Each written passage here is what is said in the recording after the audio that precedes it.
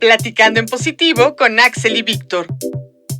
Un espacio para romper estigmas, informar y platicar sobre la experiencia de vivir con VIH. ¿Qué onda, Radio Escuchas? ¿Cómo están? Esto es Platicando en Positivo desde las instalaciones del IMER. Sean ustedes bienvenidos a este programa. Yo soy Axel Bautista, como ya saben, y aquí conmigo se encuentra mi querido compañero de cabina, Víctor Esteban. Hola Axel, hola a todas las personas que se sintonizan con nosotros para escuchar Platicando en Positivo. En el día de hoy, ¿qué vamos a platicar? Pues este es el primer programa de una serie de episodios que vamos a tener en el marco del Día Internacional del SIDA, que se conmemora el 1 de diciembre, que ya es en 4 días. Así que es un programa muy especial en el cual vamos a hablar sobre la historia del VIH en México. Para ello está aquí con nosotros Luis Manuel Arellano Delgado, quien es periodista y comunicólogo, ha colaborado en distintos medios impresos y en la agencia Noti S, ha colaborado con Grupo Imagen, fue director de contenidos e información de Cadena 3 y escribe el blog El Lado Oscuro en el periódico Excelsior. Trabajó en el Centro Nacional para la Prevención y el Control del VIH-Sida, CENSIDA, por casi 7 años. Y hoy en día trabaja en la clínica especializada Condesa, que para aquellos radioescuchas que no la conozcan, es una de las clínicas más importantes de México y toda América Latina en atención a personas que vivimos con VIH. Luis Manuel, ¿cómo estás? Bienvenido al programa. Gracias, Axel. Gracias, Víctor. Estoy muy emocionado. Me da gusto sumarme a las opiniones ya en vivo de un programa del que yo de verdad estoy bastante sorprendido lo que están haciendo. Creo que los jóvenes tienen mucho que hacer para los que hemos luchado contra la epidemia desde otra generación y tenemos que pasarles la estafeta y creo que ustedes la están recibiendo de una manera bastante profesional. De verdad, felicidades. Muchas gracias, Luis Manuel. Y es un gusto tenerte aquí con nosotros. Nos gustaría que nos hablaras cuándo fue que se reportó el primer caso de la persona con VIH en México o en su momento diagnosticada por SIDA, ¿no? Porque no habíamos avanzado tanto como ahora. ¿Y cómo fue la respuesta del gobierno al inicio de la epidemia? ¿Dónde se atendió esa persona? ¿Qué pasó? Los primeros casos en México se presentan ya diagnosticados de SIDA en 1983 por parte del Instituto de Nutrición, que es el primer espacio donde se empieza a atender esta infección. De hecho, la atención empieza en tercer nivel, o sea, a nivel médico, que es el instituto, es uno de esos espacios. Y 3 años después es cuando el gobierno mexicano reacciona y crea el Comité Nacional de SIDA. Este comité se pone a investigar, como a corroborar que la epidemia es real, qué hay que hacer, cómo se transmite. Mientras eso está pasando, los médicos del Instituto de Nutrición, del Instituto de Salud Pública, incluso del IMSS, de varias instancias, porque empieza a aparecer casos de SIDA en diversos lugares, se ponen a buscar epidemiológicamente la comprensión de cómo se transmite y a dónde está afectando. Y ya en 1988 se crea el CONASIDA, que hoy conocemos como CENSIDA. Entonces, en los años 80, el gobierno llega tarde a la respuesta, porque todavía esos primeros años, ya con CONASIDA, no había financiamiento por parte de la Secretaría de Salud para la lucha contra el SIDA. El recurso venía de organismos internacionales. Órale, Manuel. Oye, y bueno, desde tu experiencia como periodista, sabes, a mí me gustaría también que nos platicaras, quizás como uniendo lo que estás diciendo, pues cómo fue la reacción general en la opinión pública, o sea, en aquel entonces, evidentemente, ¿no? O sea, cómo reaccionó la gente. ¿Había pánico, miedo, desinformación? ¿Qué decían los medios de comunicación, por ejemplo?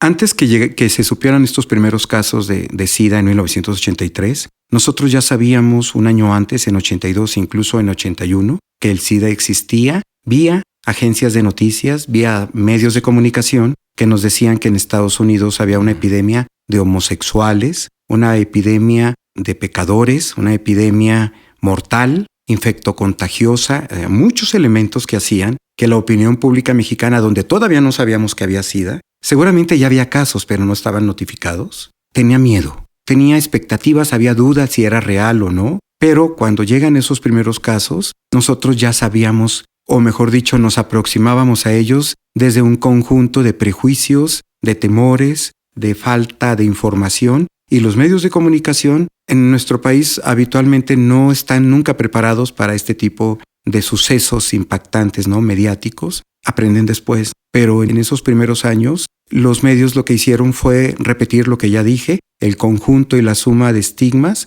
en vez de apasionarnos por algo científico que es muy interesante si lo abordamos desde ahí, Para un desarrollo, qué sé yo. nos fuimos por el amarillismo en el mundo del espectáculo sobre todo y de la nota roja de policía. Tú hablas en términos de cómo se estaba entendiendo la epidemia desde un aspecto social e institucional, pero ¿qué pasaba en la vida cotidiana de las personas cuando eran diagnosticadas con SIDA en ese momento, no? ¿Quiénes y cómo desde la sociedad civil empezaron a organizarse para dar respuesta a la epidemia y sobre todo para luchar con eso que se estaba reproduciendo, que eran esos imaginarios que se tenían y que llegaban también desde el exterior, ¿no? Hay que aclararle a nuestra audiencia que hoy diagnosticamos con más frecuencia el VIH. En los años 80 y en los años 90 se diagnosticaba el SIDA. Y diagnosticar SIDA era diagnosticar ya un estado de salud deteriorado sobre el que no se podía hacer más. Y el físico de una persona con SIDA, sin tratamiento, con un diagnóstico tardío,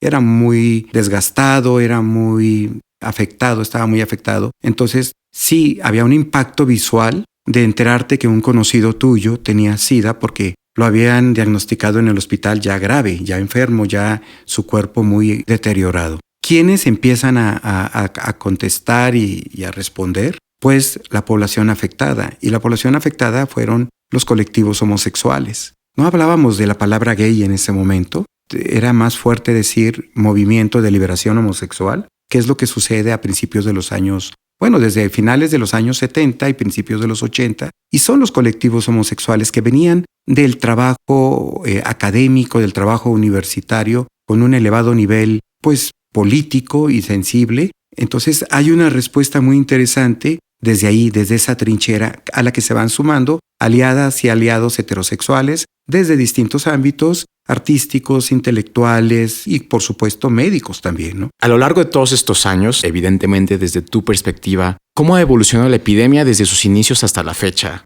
O sea, ¿han habido avances o tú crees que ha habido algunos retrocesos? ¿Qué cosas han cambiado y qué cosas, por ejemplo, se han mantenido igual o falta que cambien? Sin duda el gran avance ha sido poder controlar la infección. O sea, el avance científico, el avance médico, eso hay que decirlo. Eso marca un parteaguas. Pero hay cosas que no se modifican, ¿no? Y una de ellas es la exposición de la población a la infección. Esa es una realidad. Hay un segmento de la población que sigue sin entender que hay que agregar algunas medidas de protección y de seguridad al ejercicio de nuestra sexualidad. ¿Y por qué digo de nuestra sexualidad? Porque esa es la forma en nuestro país más importante de transmitir la infección. 98% de los casos acumulados de VIH-Sida obedecen a esta forma de transmisión. Pero aquí quiero decirles de una manera muy breve que lo que ha cambiado y no lo hemos observado es que cambió la representación social de nuestros cuerpos.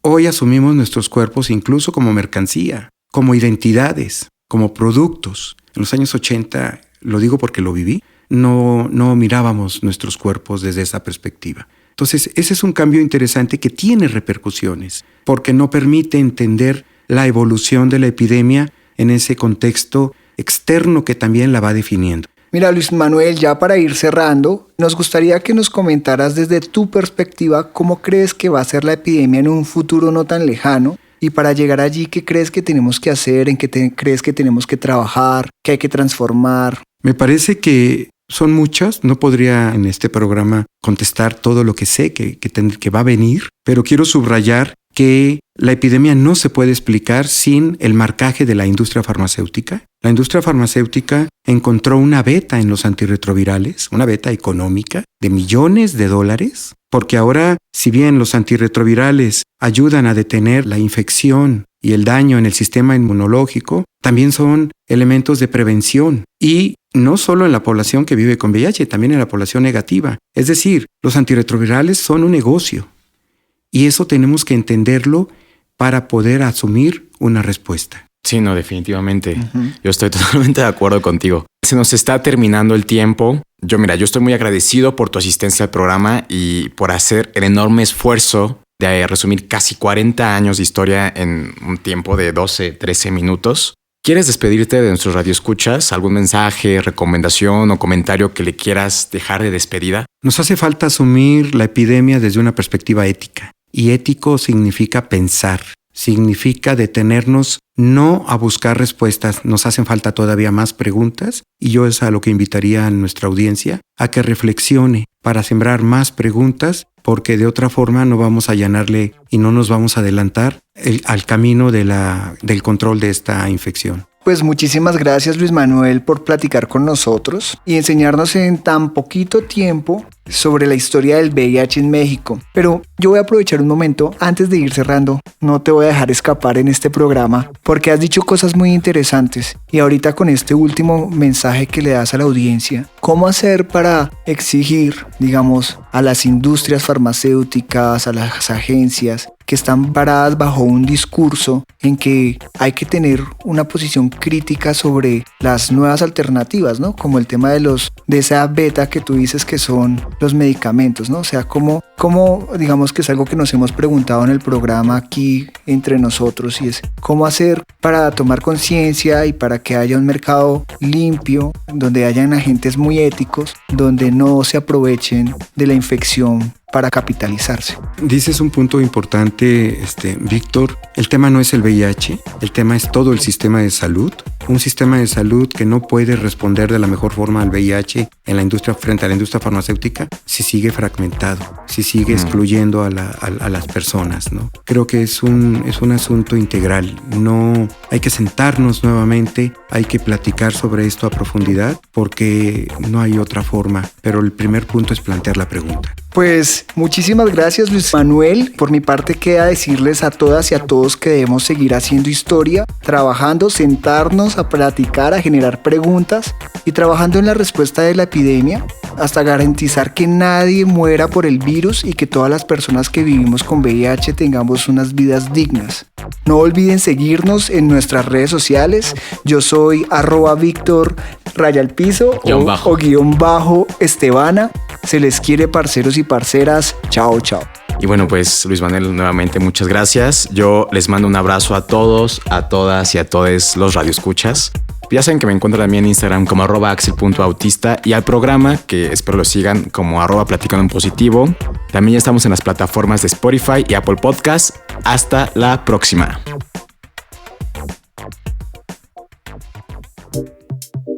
Te esperamos en la siguiente emisión, Platicando en Positivo con Axel y Víctor.